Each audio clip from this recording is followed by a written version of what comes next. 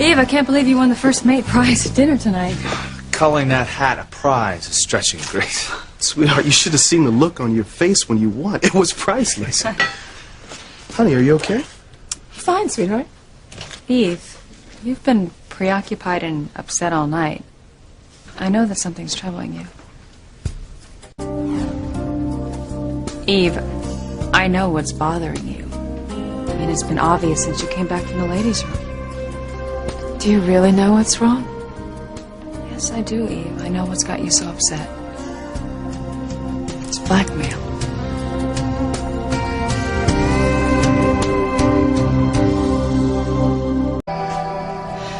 You're concerned about your patient and how the threat of being exposed is tearing her apart. Yes, I do have blackmail on my mind. You know, I really feel sorry for that poor woman.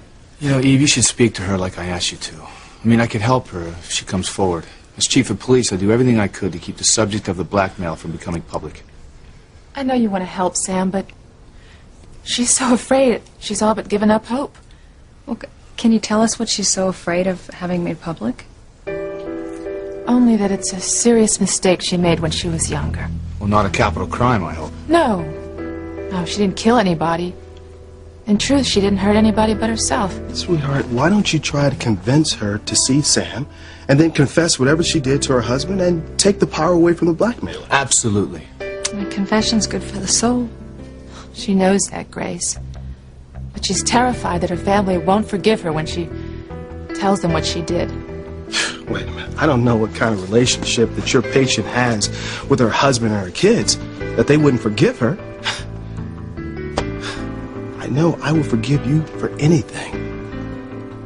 Really, TC? You really mean that?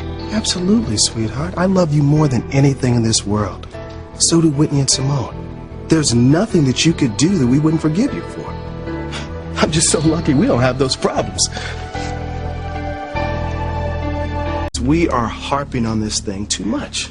Okay? Eve, why don't you and Grace go into the living room and me and Sam will make you some decaf coffee, okay? Sounds wonderful. All right. I'll get the water started.